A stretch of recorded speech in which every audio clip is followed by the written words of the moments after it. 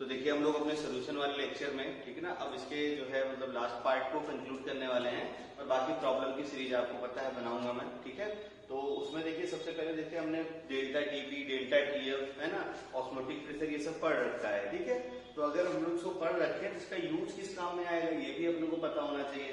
तो वही चीज आज हम लोग डिस्कस करेंगे, usages of delta TP and delta TF, ठीक है ना। डेल्टा टीपी और डेल्टा टीएफ का यूज क्या है, क्यों हम लोग पढ़े। तो पहला एप्लीकेशन इसका है तो calculate molar mass of solute. तुमको कोई अननोन सोल्यूट दे दे, ठीक है ना, और उस सोल्यूट को आपको वेट दे दे कि चलो भाई x ग्राम आपको सोल्यूट है। अब वो x ग्राम जो सोल्यूट है, ठीक है ना, उसका कितना मॉलिक्यूलर वेट है ये आपको पता करना है। तो कैसे पता करेंगे, फार्मूला लिख लीजिए आप।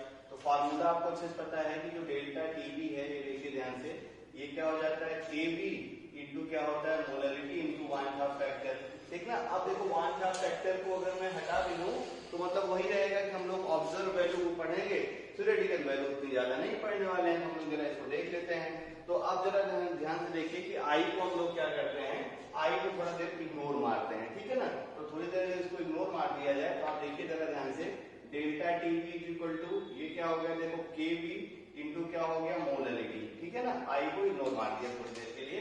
तो अब देखना ध्यान से, मोलरिटी जो है इसको थोड़ा रिप्लेस मारा जाए तो आपको अच्छे से पता है, देखो केबी है ना इंटू मोलरिटी क्या होता है, बोलो, मोल ऑफ सोल्यूट, और डिवाइडेड बाय देखो, ठीक है, क्या होता है, वेट ऑफ सॉल्वेंट। क्या होता है तुम्हारा, देखो, वेट ऑफ सॉल्वेंट, ठीक है ना।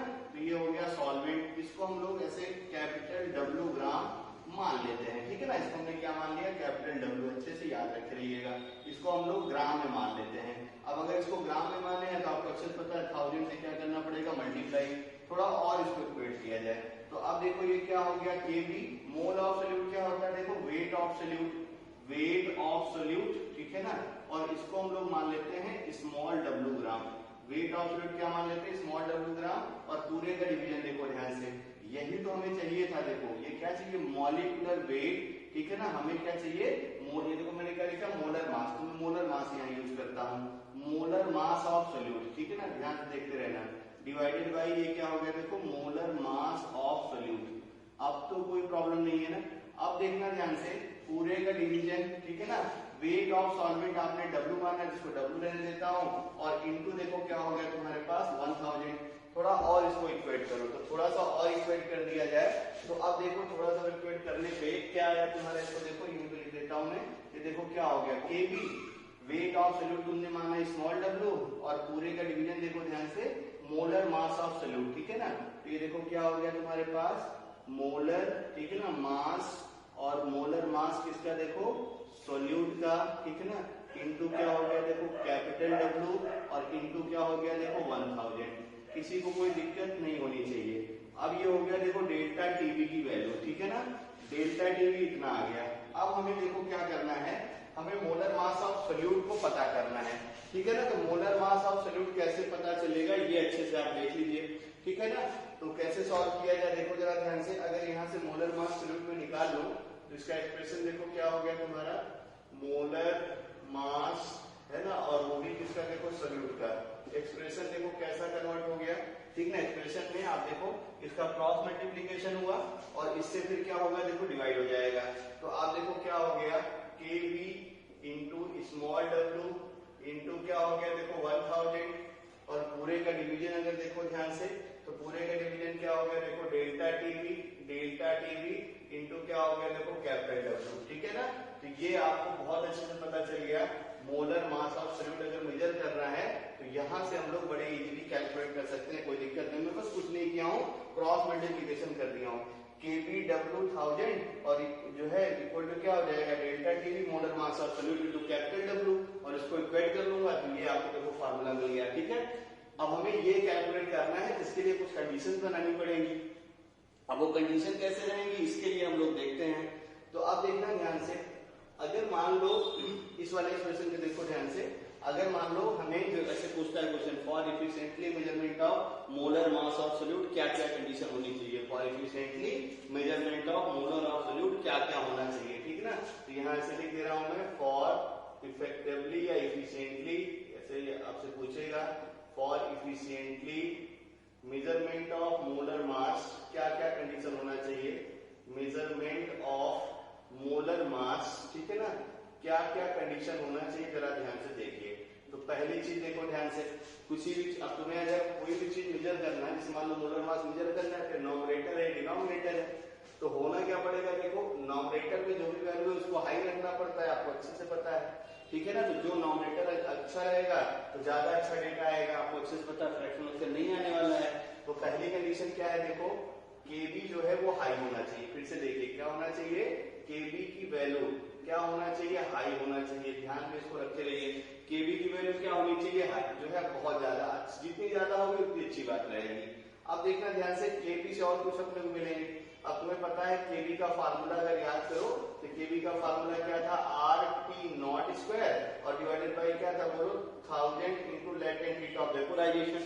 इसी को और इक्वेट किया था, ये देखो यही फार्मूला क्या आया था, आर टी नॉट स्क्वायर और डिवाइडेड बाई क्या आया था, देखो 1000 और लेटेंट हीट ऑफ वेपोराइजेशन को एंथैल्पी ऑफ वेपोराइजेशन से रिप्लेस मारो तो यहाँ से देखो कैपिटल एम यानी मोलर मास से मल्टीप्लाई हो जाता था जो भी तुम्हारा सॉल्यूट रहता था, ठीक है ना। तो अब देखो यहाँ से और कुछ मिला आप देखो, तो केबी अगर ज्यादा होगा तो देखो टी नॉट को भी ज्यादा होना पड़ेगा, ठीक है ना। तो सेकंड कंडीशन देखो ध्यान से, इफिशिएंटली मेजरमेंट के लिए क्या होना चाहिए, बोलो टी नॉट हाई होना चाहिए, यानी जो आपका सोल्यूशन है ना, जो आपको जो आपने जो प्योर सॉल्वेंट लिया है उसका जो बॉइलिंग पॉइंट है, ठीक है ना, वो क्या होना चाहिए, बहुत ज्यादा होना चाहिए, तो और अच्छी बात रहेगी, ठीक है ना। फिर अगला देखते हैं, ठीक है ना। अब फिर देखो केबी की वैल्यू मुझे ज्यादा करनी है तो लेटेंट हीट ऑफ वेपोराइजेशन कम करना पड़ेगा, फर्स्ट फैक्टर, सेकंड फैक्टर और इधर बात है हम लोग थर्ड फैक्टर। तो अब देखो लेटेंट हीट ऑफ वेपोराइजेशन ये क्या होना चाहिए, लो होना चाहिए, केबी ज्यादा एलबी लो, ठीक है ना। फिर अगला देखो ध्यान से, केबी ज्यादा तो ये देखो एंथैल्पी ऑफ वेपोराइजेशन भी क्या होनी चाहिए, लो होना चाहिए, ध्यान में रखे रहना। तो फोर्थ पॉइंट देखो ध्यान से क्या हो गया ना, एंथैल्पी ऑफ वेपोराइजेशन ये भी क्या होना चाहिए, लो होना चाहिए। और सिक्स और ये हो गया थर्ड, फोर्थ और देखो फिफ्थ फैक्टर, ये देखो एम क्या होना चाहिए, हाई होना चाहिए क्योंकि नॉमिनेटर है, तो मोलर मास ऑफ जो भी तुमने प्योर सॉल्वेंट रखा था उसका मोलर मास ज्यादा रहेगा तो बहुत अच्छी बात रहेगी, ठीक है ना। एम मतलब मोलर मास, ये मॉलिक्यूलर वेट लिख दे रहा हूँ, ज्यादा अच्छा रहेगा, मॉलिक्यूलर वेट ऑफ सॉल्वेंट, ठीक है ना। तो जो भी तुम्हारा रहेगा ये जितना अच्छा रहेगा उतनी अच्छी बात रहेगी, ठीक है ना। तो आई होप ये आपको बहुत अच्छे से क्लियर हो गया होगा। ये क्वेश्चन आया हुआ है, for efficiently measurement of molar mass of solute, ठीक ना, for efficiently measurement of molar of solute what are the conditions. तो कंडीशंस 1 2 3 4 और ये 5 हैं, इसमें से कोई 3-4 आप जो है लिख दीजिएगा अगर एग्जाम में आए, अदरवाइज इसको ऑप्शन के लिए आप ऑब्जेक्टिव के लिए याद रखिए, ठीक है ना। तो आपको ये क्लियर हो गया होगा।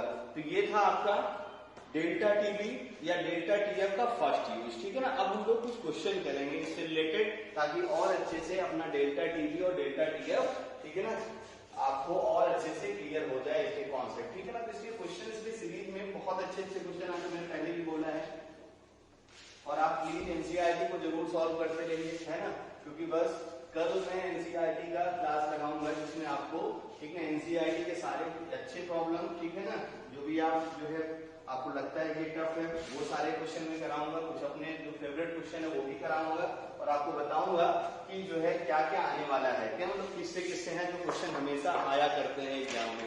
तो जैसे देखिए मैं एक क्वेश्चन लिखता हूं और इस क्वेश्चन को आप जरा सॉल्व करिए।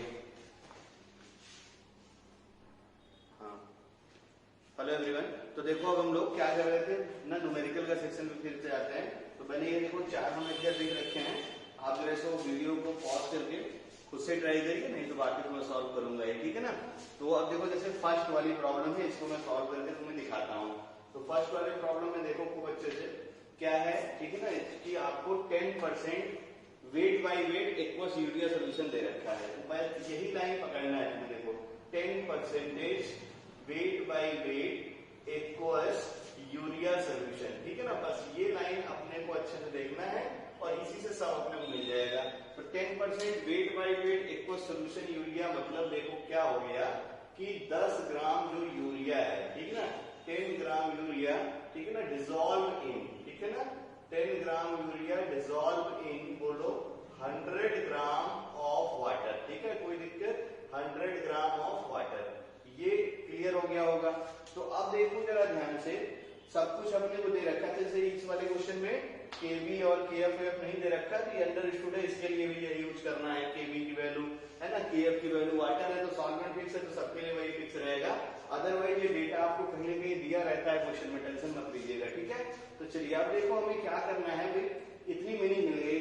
अब हमें डेल्टा टीबी डेल्टा टीएफ कुछ भी बताना है तो मुझे मोलरिटी चाहिए, मुझे क्या चाहिए, मोलरिटी चाहिए। अब मोलरिटी अगर चाहिए तो मुझे क्या चाहिए भाई, सोल्यूट का वेट चाहिए और सॉल्वेंट का वेट चाहिए, ठीक है ना। तो अब देखो जरा ध्यान से, यहाँ पे हमें पता चला डिसॉल्व इन, है ना, वाटर, ऐसे में लिखो ये ज्यादा अच्छा वर्ड रहेगा ना, 10 gram urea dissolve in water to form, ज्यादा अच्छा ऐसा रहेगा, dissolve in water, dissolve in water, ठीक ना, टू फॉर्म क्या बनाता है देखो, टू फॉर्म 100 ग्राम सोल्यूशन, बस में 100 ग्राम सोल्यूशन, ये वर्ड याद रखे रहो।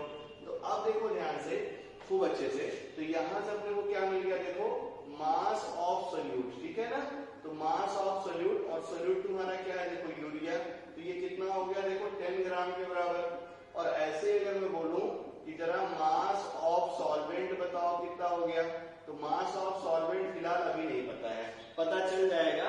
बहुत सारे डेटा आपको पता है, कैसे पता है देखो, मुझे सोल्यूशन का मास पता है ना, सिंस ऐसे देखो क्या है तुम्हारे पास, मास ऑफ सोल्यूशन, तो मास ऑफ सोल्यूशन तुम्हें पता है, और ये कितना ग्राम के बराबर है देखो, 100 ग्राम के बराबर है। तो मास ऑफ सोल्यूशन मतलब ये हो गया, तो हेंस देखो ध्यान से क्या मिल गया अपने पास, मास ऑफ, ठीक है ना, सोल्यूशन में दोनों चीजें हैं, सोल्यूट प्लस सॉल्वेंट, ठीक है ना, और ये कितना हो गया बोलो, ये हो गया तुम्हारा 100 ग्राम के बराबर, ठीक है। तो अब देखो सोल्यूट का मास कितना है 10, है ना, हेंस देखो ध्यान से क्या मिल गया अपने को, हेंस मास ऑफ सॉल्वेंट कितना हो गया बोलो, मास ऑफ सॉल्वेंट, है ना, तो सोल्यूट का मास 10 है, सब्ट्रैक्ट कर दो तो कितना ग्राम हो गया देखो 90 ग्राम। अब तो कोई प्रॉब्लम नहीं ना, अब सब कुछ आ जाएगा। तो सबसे पहले हम लोग देखते हैं डेल्टा टीबी, है ना। तो अब देखना सबसे पहले फर्स्ट पार्ट को मैं करता हूं, मुझे क्या बताना है, डेल्टा टीबी। तो डेल्टा टीबी क्या होता है, के बी एम इंटू क्या है आई, ठीक है ना। तो अब देखो ध्यान से, आई की वैल्यू यूरिया के लिए कितनी होती है 1, अच्छे से पता है आपको, फॉर यूरिया आई की वैल्यू कितनी होती है 1, केबी की वैल्यू दे रखा है, केबी कितना दे रखा है आप देखो ध्यान से 0.52, केबी कितना दे रखा है 0.52, ठीक है ना। और फिर देखो मोलरिटी पता करनी है, तो मोलरिटी पता कर ली जाए। मोलरिटी कैसे पता चलेगा, mole of solute divided by बोलो क्या हो जाएगा, mass of solvent, mass of solvent, और वो भी सॉल्वेंट का मास किसमें है, ग्राम में, इनटू क्या करूंगा मैं 1000। यहाँ भी सब देखो मोल ऑफ सोल्यूट वाला डेटा रख दिया जाए, तो सोल्यूट का मोल कैसे आएगा, given weight divided by molar mass, तो गिवन वेट कितना है 10 ग्राम, मोलर मास यूरिया है ना, यूरिया का मोलर मास आप बहुत बार जो तुम लोग पढ़ ही रहे हैं, यूरिया का मोलर मास कितना होता है 60, ये मोल सोल्यूट हो गया। मास सॉल्वेंट तुम्हारे पास है, सॉल्वेंट का मास कितना है देखो 90 ग्राम, सब डेटा पुट कर दीजिए और आंसर आपको मिल जाएगा। तो मोल सोल्यूट कितना हो जाएगा 10/60, मास ऑफ सॉल्वेंट कितना हो जाएगा 90, और जब यहाँ से आप सॉल्व करेंगे तो आपको डेल्टा टीबी मिल जाएगा फर्स्ट में। तो डेल्टा टीबी अपने को जो भी डेटा आएगा यहाँ से वैल्यूज रख के आप सॉल्व कर लेना। एक पार्ट हो गया इसका, अब दूसरा पार्ट बताना है बॉइलिंग पॉइंट ऑफ सोल्यूशन, है ना, इसको भी कर दिया जाए। अब देखना सिंस, ठीक है ना, कुछ इरेज कर दे रहा हूँ ऊपर। अब देखना सिंस डेल्टा टीबी क्या होता है अपने पास, सिंस डेल्टा टीबी का कुछ डेटा आएगा तो मैं since delta TB equal to देखो क्या है एलिवेशन इन बॉइलिंग पॉइंट, तो बॉइलिंग पॉइंट माइनस क्या होता है याद करो टी नॉट बी, ठीक है ना, कितना बॉइलिंग पॉइंट सोल्यूशन का है यही तो मुझे बताना है। तो डेल्टा टीबी की वैल्यू यहाँ से कैलकुलेट हो जाएगी, ये वैल्यू यहाँ ले जाके पुट कर देना है, और ये वैल्यू अपने को यही तो बॉइलिंग पॉइंट सोल्यूशन का है ना जिसको मुझे पूछ रखा है। और टी नॉट भी वाटर का बॉइलिंग पॉइंट कितना होता है 100 डिग्री सेल्सियस, तो ये भी पता है। तो यहाँ से टीबी रख दीजिएगा और इसको सॉल्व कर लीजिएगा, तो आपको टीबी यानी बॉइलिंग पॉइंट जो सोल्यूशन का है ये कितना आएगा ये पता चल जाएगा। समझ में आ गया होगा, ठीक है ना। ये बहुत अच्छी बात है, एक बार वीडियो रिवाइंड कर लेना, आसान से प्रॉब्लम है, बस आपको अच्छे से देखते रहना है। तो ये देखो फर्स्ट पार्ट हो गया, ठीक है। अब हम लोग आते हैं सेकेंड पार्ट, मतलब जो बी पॉइंट आपको बताना है उसको देख लीजिए क्या करना है, बस फार्मूला ही करना है, बाकी तो सब आपको पता चल ही गया है। तो अगर हम लोग सेकेंड पार्ट देखें ध्यान से, सेकेंड पार्ट में हमें क्या बताना है डेल्टा टीएफ, तो डेल्टा टीएफ इक्वल टू क्या हो जाएगा केएफ एम इंटू क्या हो जाएगा आई। तो अब केएफ वाटर दे रखा है कितना है 1.86, यूरिया के लिए 1 का फैक्टर कितना हो गया 1, मोलरिटी अभी तुमने निकाला था 10 बाई कितना हो गया 60 डिवाइडेड बाई 90 इंटू क्या हो गया 1000। डेल्टा टीएफ पता चल जाएगा। अब डेल्टा टीएफ होता क्या है, याद करो, टी नॉट एफ माइनस क्या होता है टीएफ, है ना, मतलब डिफ्यूजन इन जो है फ्रीजिंग पॉइंट। यही जो टीएफ है यही क्या हो जाएगा freezing point of solution. Equal to देखो ये वैल्यू यहाँ लाके पुट कर देना सॉल्व करके, ये आप कैलकुलेट कर लेना, आंसर मिल जाएगा। समझ आ रहा है ना। तो ये प्रॉब्लम बहुत आसान है, बस ये चेक करना चाह रहा था मैं कि आपको ठीक है चीजें रिवाइज है कि नहीं है, समझ में आ गया होगा। चलिए अब देखते हैं हम लोग क्वेश्चन नंबर सेकेंड, है ना, क्वेश्चन नंबर 2 कैसे बनाया जाए। ठीक है, तो क्वेश्चन नंबर 2 देखो ध्यान से, 2 मोलर यूरिया एक्वा सोल्यूशन, ठीक है ना, ध्यान से देखना। तो सबसे पहले क्या दे रखा है 2 मोलर एक्वस यूरिया सोल्यूशन, ठीक ना, एक्वस यूरिया सोल्यूशन। अब देखो ये कैपिटल एम आपको अच्छे से पता है, ये क्या होता है मोलरिटी, ये क्या होता है मोलरिटी। तो इसकी मीनिंग क्या है ध्यान से देखो, इसका मीनिंग क्या हो गया, इसका मीनिंग ये है कि 2 मोल यूरिया, ठीक है ना, डिसॉल्व इन वाटर, अच्छे से याद रखो, dissolve in water, dissolve in water, ठीक है ना, टू फॉर्म, क्या बनाता है ये 2 फॉर्म, ठीक ना, पर लीटर, याद करो ध्यान से, यानी 1 litre solution, dissolve in water to form 1 litre solution. ये बात क्लियर हो गई। चलिए 1 लीटर सोल्यूशन बनेगा, ये बात आपको समझ में आ गई होगी। ठीक है, तो अब देखो ध्यान से, हमें यूरिया का मोल पता चल गया है, ठीक है ना। मुझे क्या बताना है क्वेश्चन में, देखो जरा ध्यान से, पहले डेल्टा टीवी बताना है। तो डेल्टा टीवी का फार्मूला अगर मैं लिखूंगा तो ये देखो क्या हो जाएगा केवी इंटू एम इंटू आई, ठीक है ना। तो अब देखो केवी की वैल्यू तुम्हारे पास है और केवी की वैल्यू कितनी होती है वाटर के लिए 0.52, ये दिया भी रहेगा, बाकी प्रैक्टिस करते करते याद भी हो जाती है।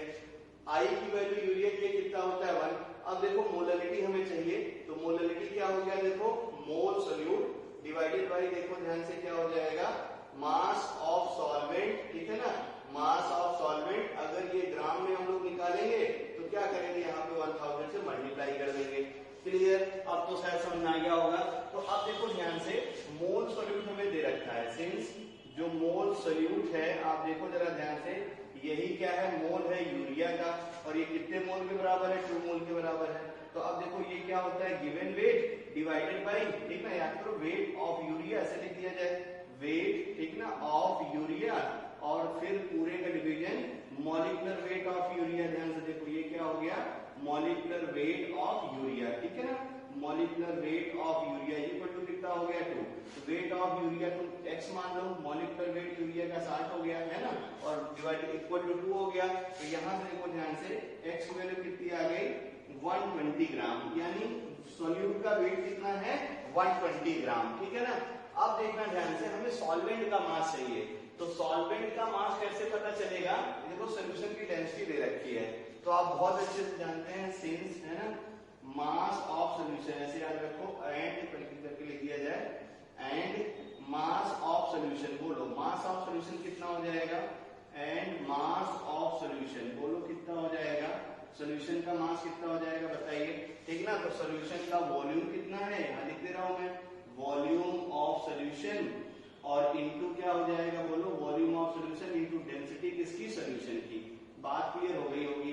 तो जो वॉल्यूम ऑफ सोल्यूशन है वो आपने निकाल लिया, देखो 1 लीटर है, एक्चुअली में डेंसिटी ग्राम पर मिलीलीटर में है, तो 1 लीटर को मैं, ठीक है ना, क्या करूं, ये देखो 1 लीटर है और 1 लीटर को मिलीलीटर में लिख लो तो कितना हो जाएगा 1000 मिलीलीटर। फिर देखो 1000 मिलीलीटर और डेंसिटी कितनी है 1.2, ये है तुम्हारा ग्राम, और पर मिलीलीटर ये देखो 1000 मिलीलीटर ही है, ये 1000 मिलीलीटर, मिलीलीटर मिलीलीटर कैंसिल हो गया, सॉल्व कर लो इसको तो कितना ग्राम हो गया, देखो 1200 ग्राम, ठीक है ना। तो ये है आपका मास ऑफ सोल्यूशन। थोड़ा सा मैं इरेज करता हूं तो आपको समझ में और आएगा। मास ऑफ सोल्यूशन मिल गया अपने को कितना 1200। अब देखो अपने को क्या करना है, मास ऑफ सॉल्वेंट निकालना है, इसको भी निकाल लिया जाए। तो यानी अगर मैं निकालूंगा, देखो मास ऑफ सोल्यूशन है ना, ये कितना निकाल लिया तुमने, देखो 1200 ग्राम, कोई दिक्कत भाई, 1000 में 1.2 से मल्टीप्लाई कर दो तो कितना आ गया तुम्हारा 1200 ग्राम। अब देखना ध्यान से, मास ऑफ सोल्यूशन में अगर मैं देखूंगा तो क्या क्या है, मास ऑफ सोल्यूट होता है और प्लस मास ऑफ सॉल्वेंट होता है। तो अब देखो ये हो गया किसके बराबर 1200 के बराबर। निकाल लिया है। कितने ग्राम के बराबर है? 120 के ग्राम के बराबर। तो यहां से क्या मिल गया देखो, मास ऑफ सॉल्वेंट। तो मास ऑफ सॉल्वेंट कितना हो गया? 12 ना, 1200 और माइनस कितना हो गया? 120। तो शायद ये 1080 ग्राम आ जाएगा। ठीक है ना, सारी समस्या का समाधान हो गया। ठीक है ना, अब सारी समस्या का समाधान होने के बाद हम लोग क्या करते हैं, यहाँ वैल्यू पुट करते हैं। ठीक है, थोड़ा सा ध्यान से देखिएगा, मैं यही लिखता हूँ। तो अब देखो ध्यान से, मोल ऑफ सोल्यूट कितना हो जाएगा? तो मोल ऑफ सोल्यूट यूरिया का 2 दे रखा है। मास ऑफ सॉल्वेंट कितना हो जाएगा ग्राम में? 1080 ग्राम हो जाएगा। यहां से रख के डेल्टा टीवी सॉल्व कर लेंगे, कोई प्रॉब्लम नहीं। और दूसरा क्या बताना है, देखो बॉइलिंग पॉइंट ऑफ सोल्यूशन। तो बॉइलिंग पॉइंट डेल्टा टीवी से निकाल लो। डेल्टा टीवी क्या होता है याद करो? टीबी माइनस याद करो टी नॉट बी। अब हमें टीबी बताना है, तो टी नॉट बी वाटर का बॉइलिंग पॉइंट कितना? 100 डिग्री सेल्सियस। डेल्टा टीबी की वैल्यू यहाँ लाके पुट कर देना और यहाँ से सॉल्व कर लेना, आंसर मिल जाएगा। समझ में आया ना? तो ये है प्रॉब्लम के स्टैंडर्ड्स। ठीक है ना, जो आप बड़े आसानी से कैलकुलेट कर सकते हैं, कोई दिक्कत नहीं होने वाली है। अब देखना इसके बी पार्ट में, है ना, तो बी पार्ट में देखो कुछ नहीं करना है, बस आपको क्या करना है वो ध्यान से देखो। आप जहां पे डेल्टा टीबी है वहां पे हमें डेल्टा टीएफ लिखना है, और जहां पे केबी है वहां से हमें केएफ लिखना है। बस देखना ध्यान से। तो ये क्या हो गया आपका, देखो सबसे पहले के जो है हमें क्या लिख लिया जाए, देखो डेल्टा टीएफ पूछ रखा है, तो डेल्टा टीएफ यहाँ से रख के सॉल्व कर लो। ये बस केएफ कर दो, सब कुछ इतना ये हो जाएगा। और फिर डेल्टा टीएफ ये आ गया, तो since delta TF equal to क्या होता है? Decrease in freezing point. तो टी नॉट पहले इनिशियल फिलिंग पॉइंट माइनस ये देखो सोल्यूशन का फिलिंग पॉइंट कितना होगा। हमें क्या करना था, ये वाले डेटा को बताना है, ये कितना हो जाएगा? ये डेटा पता है, वाटर का freezing point 0 degree Celsius. Delta TF solve करके यहाँ लाके पुट कर देंगे, आंसर आ जाएगा। ठीक है ना, अच्छा लग रहा है ना? तो ये है आपके प्रॉब्लम की स्टैंडर्ड, जो कि देखिए अगर थ्योरी पता है, मतलब आपको कॉन्सेप्ट क्लियर है, तो फिर बहुत आसान से प्रॉब्लम आया करते हैं। तो आई होप ऊपर के 2 प्रॉब्लम आपके सही आए होंगे और आपने सॉल्व भी कर लिया होगा। ठीक है ना, चलिए अब हम लोग देखते हैं प्रॉब्लम नंबर 3। ठीक है ना, तो थर्ड प्रॉब्लम में देखो ध्यान से। ठीक है ना, थर्ड प्रॉब्लम में ये है, तो अच्छे से देखिए आप। थर्ड प्रॉब्लम देखो अच्छे से, उसको सॉल्व करने की कोशिश कीजिए आप। ठीक है, थर्ड में देखो क्या बोल रखा है, mole fraction of alcohol in water is 0.1। ध्यान से देखो, मोल फ्रैक्शन जो है, mole fraction of alcohol. Third problem देखना ध्यान से, आपको क्या दे रखा है? Mole fraction of alcohol in water. तो मतलब मोल फ्रैक्शन C2H5OH तुम्हें दे रखा है, और ये किसके बराबर है? 0.1 के बराबर है।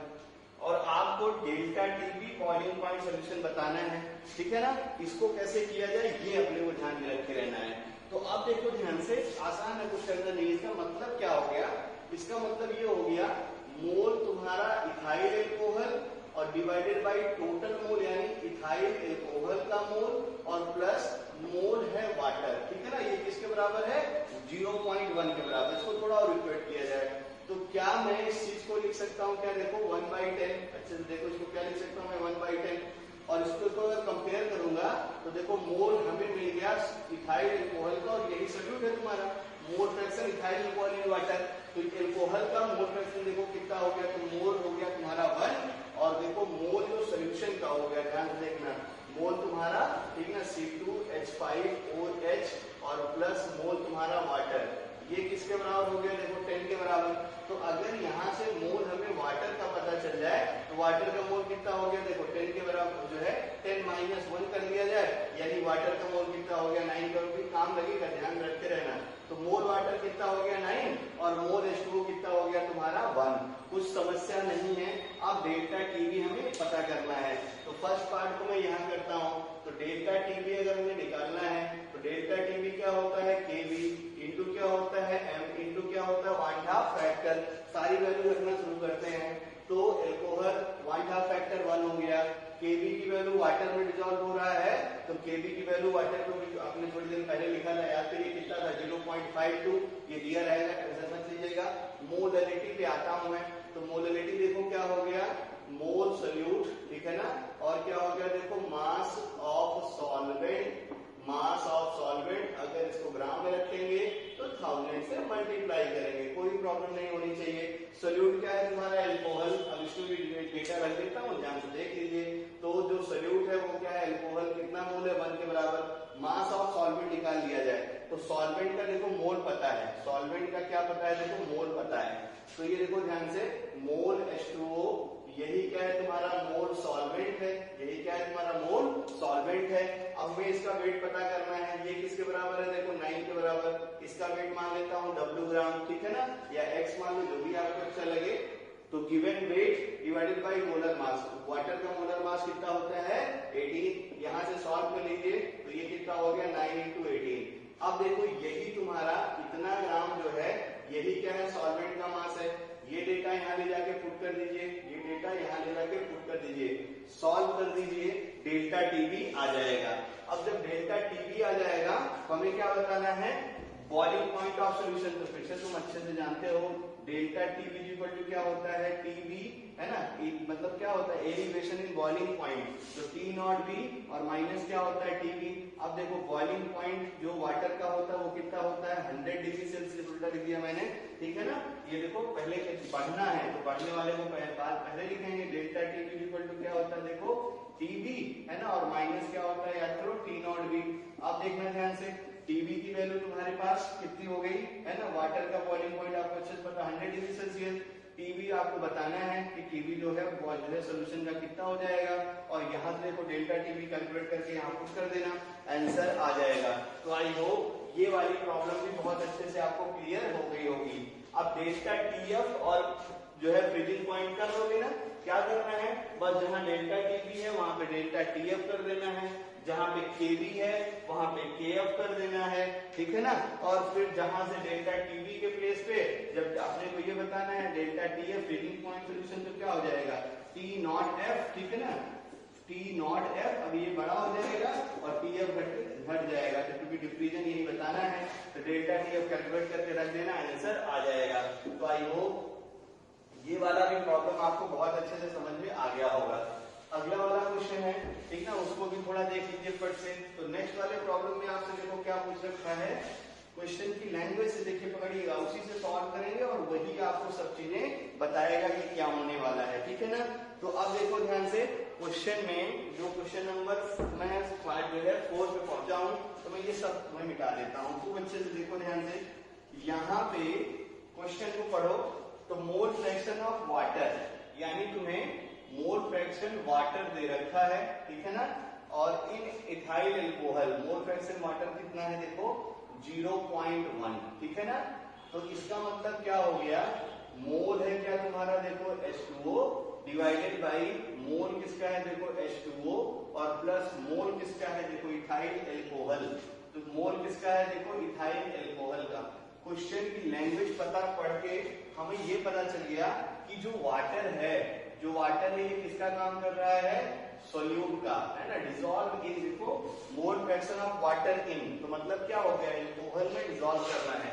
और जो सॉल्वेंट है, तो सॉल्वेंट क्या हो गया तुम्हारा, देखो के, है ना, सॉल्वेंट क्या हो गया तुम्हारा इथाइल एल्कोहल, ठीक है ना। तो अब देखो जरा ध्यान से, ये क्या हो गया 1/10, और ये क्या हो गया देखो मोल H2O, और डिवाइडेड बाय ये देखो क्या हो गया मोल H2O, और प्लस क्या हो गया मोल, बोलो इथाइल एल्कोहल C2H5OH।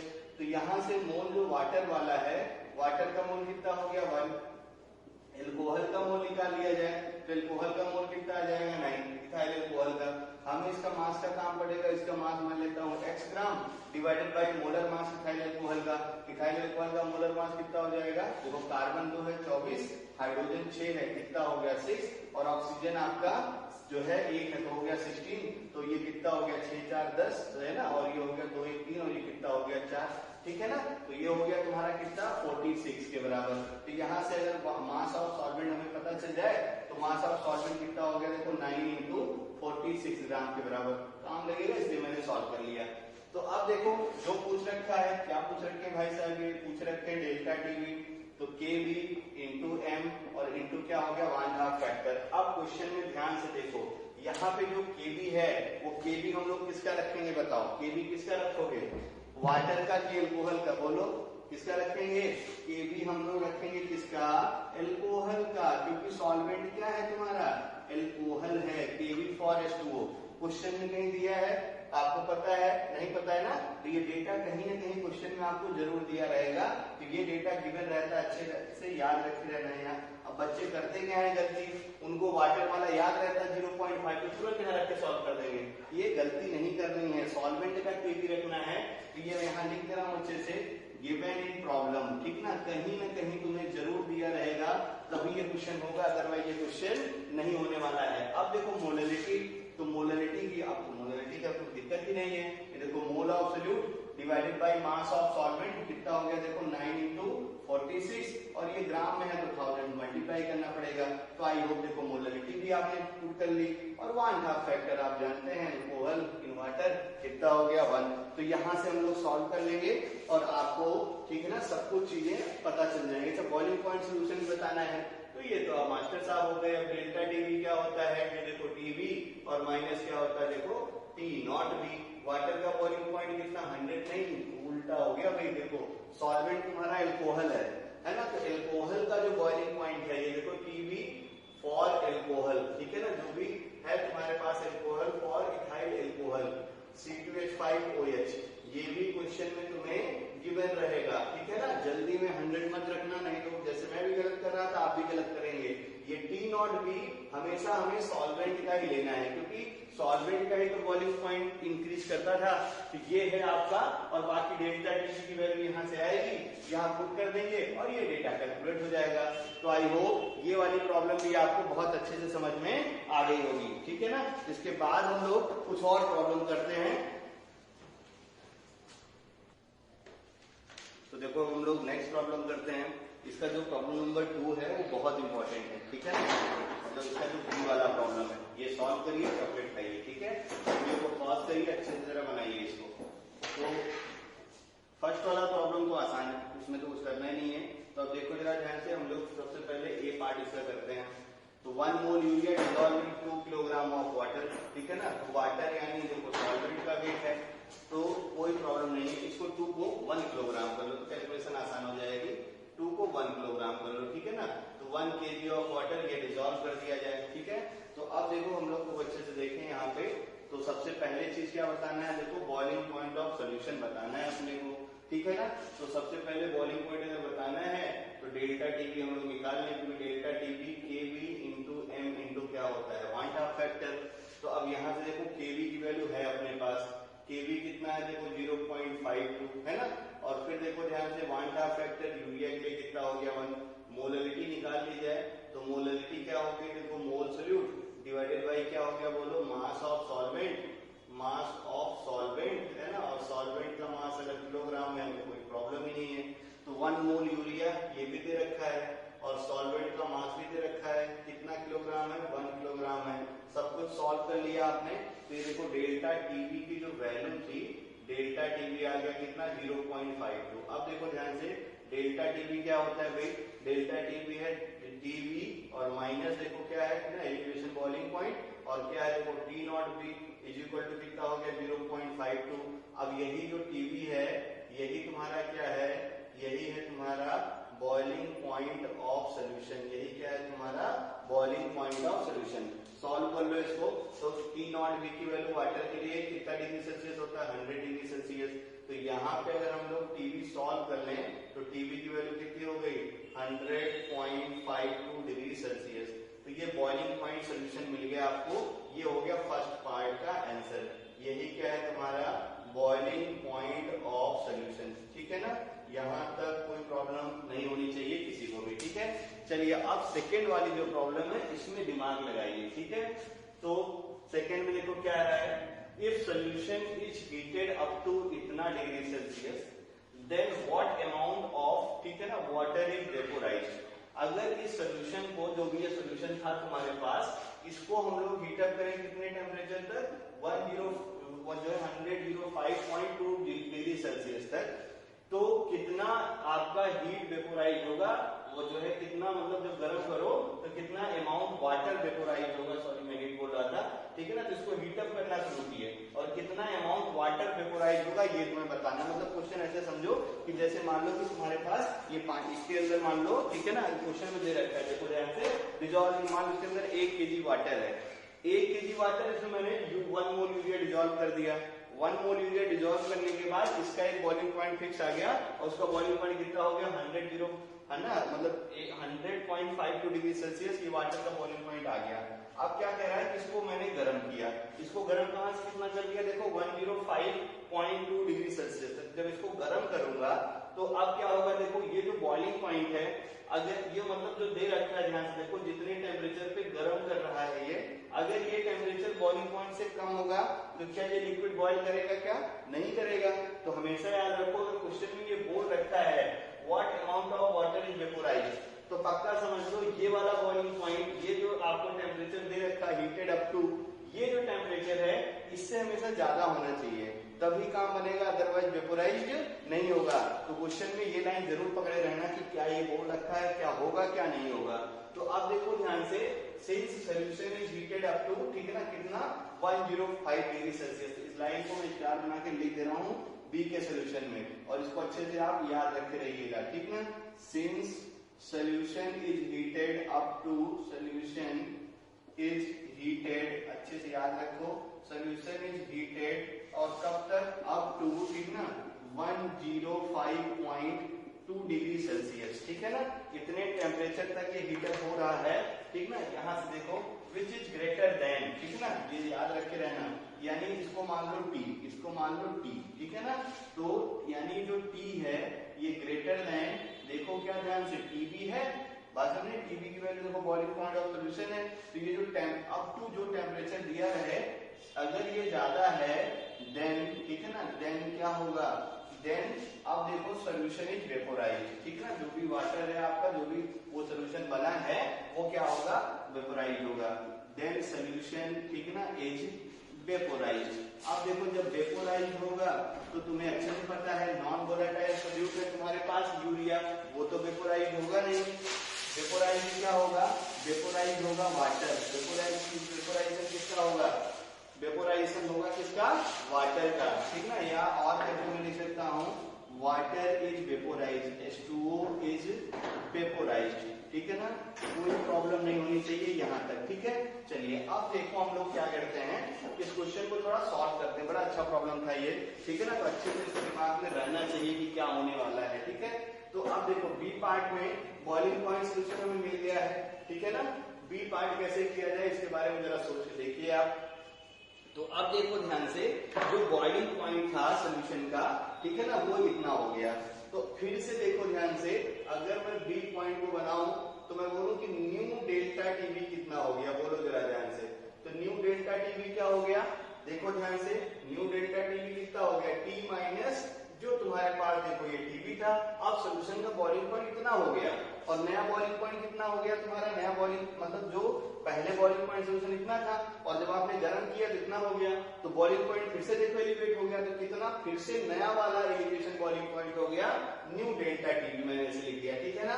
तो इसकी वैल्यू देखो किसके बराबर हो गई, इसकी वैल्यू हो गई कितने डिग्री सेल्सियस तक हीट अप हो गया, देखो 105 और 0.2 डिग्री सेल्सियस, बस यही सब तो टेक्निक है, 2 डिग्री सेल्सियस और माइनस टीवी आपने निकाला था और कितना आया था तुम्हारा 100.52 डिग्री सेल्सियस, यहां से न्यू डेल्टा टीवी अपने को मिल गया, ठीक है, new delta TV, new delta TV, ठीक है ना, अच्छे से इसको याद रखे रहना। तो न्यू डेल्टा टीवी की वैल्यू यहां से मिल गई। अब जो न्यू डेल्टा टीवी आ गया, ठीक है ना, इसको हम लोग इसको घटा दो, तो ये जो डेटा आएगा इस डेटा का काम रहेगा, इसको जब अपन सब्ट्रैक्ट कर दोगे तो सब्ट्रैक्ट करने के बाद, ठीक है ना, ये तुम्हें कितना मिल जाएगा, न्यू डेल्टा टीवी कितना हो जाएगा, ये हमें देखना है।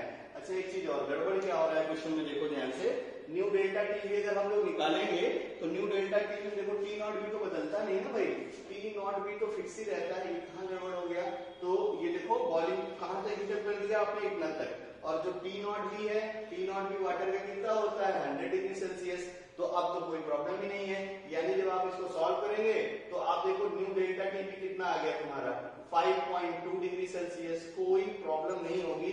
इसको न्यू डेल्टा टीवी को हम लोग मान लेते हैं टीवी डैश, क्या मान लेते हैं, टीवी डैश।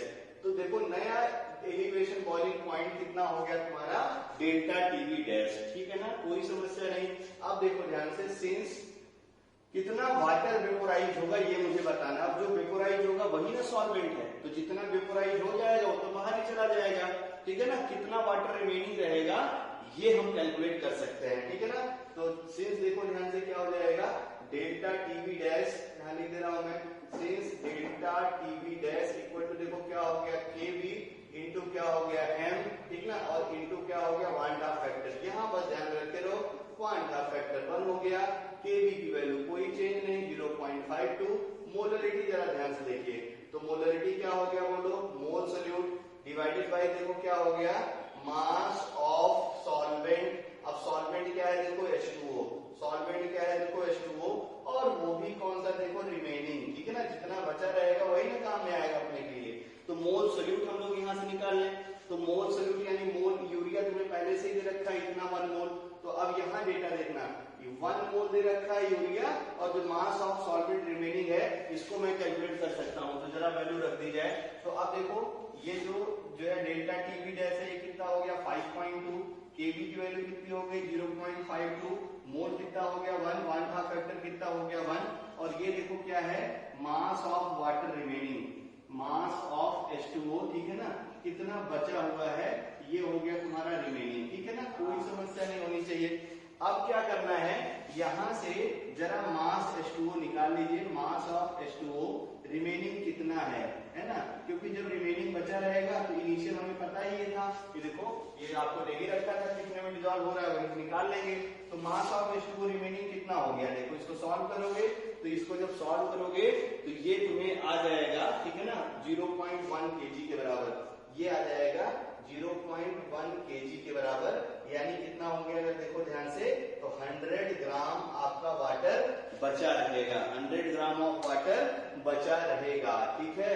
चलिए अब देखो क्वेश्चन में क्या पूछ रखा है, अभी भी आंसर नहीं आया, 100 ग्राम वाटर तुम्हारा बचा रहेगा, तुमसे पूछ क्या रखा है, what amount of water vaporise, ठीक है ना, hence amount of water vaporise कैसे निकालेंगे, इनिशियल पानी कितना था 1 किलोग्राम, ठीक है ना, यहां लिख दे रहा हूं मैं हेंस H2O वेपोराइज्ड, ठीक है ना, कितना वाटर वेपोराइज्ड होगा ये कैसे निकालेंगे, हेंस वाटर वेपोराइज्ड कितना हो जाएगा बोलो 1 kg। पहले तुम्हारा था भाई वेट ऑफ H2O का वेट, H2O का वेट कितना, इनिशियल वेट यहां लिख रहा हूं मैं, इनिशियल मास, ठीक है ना, और बाकी क्या हो गया H2O का देखो रिमेनिंग मास, जितना बचा हुआ है, ठीक ना, उसको छोड़ देंगे और बाकी सब बह जाएगा, तो कितना हो गया तुम्हारा, बह जाना मतलब वेपोराइज हो जाएगा, तो 1000, ठीक ना, माइनस कितना 1000 है ना, ग्राम में लिख लेता हूँ, ग्राम में वहां कैलकुलेट किया हूँ, और माइनस कितना हो गया 100 ग्राम, यानी कितना हो गया 900 ग्राम। यानी क्या हुआ क्वेश्चन में, मजा आया ना, मजा इसलिए आया क्योंकि बड़ा अच्छा प्रॉब्लम था, और इस क्वेश्चन से, ठीक है ना, आपको ढेर सारी कैलकुलेशन समझने में आई होगी। तो कितना पानी रह गया है ना, तो पानी पहले था जो है 1000 किलो, 1 किलोग्राम यानी 1000 ग्राम था, और वेपोराइज होगी कितना, जो आपका वेपोराइज होने के बाद जो पानी बचा वो हमने कैलकुलेट कर लिया, कितना बचा था 100, तो कितना भाग गया 900 ग्राम, ठीक है ना, क्लियर हो गया ना, बहुत अच्छा क्वेश्चन था। ये प्रॉब्लम को एक बार और वीडियो रिवाइंड करके आप प्लीज देखिएगा, तो आपको बहुत अच्छे से ये समझ में आएगा, ठीक है ना। अब आपका होमवर्क है आज के लिए, एनसीईआरटी अच्छे से सॉल्व कर लीजिएगा, कल हम लोग एनसीईआरटी के problem, exercise, example in text और एग्जाम जो है एग्जाम्पलर का डिस्कशन करेंगे, ठीक है ना। तो यहाँ तक अच्छे से पढ़ते रहिए और नोट्स को कंप्लीट करते रहिए, ठीक है ना। चलिए, थैंक यू।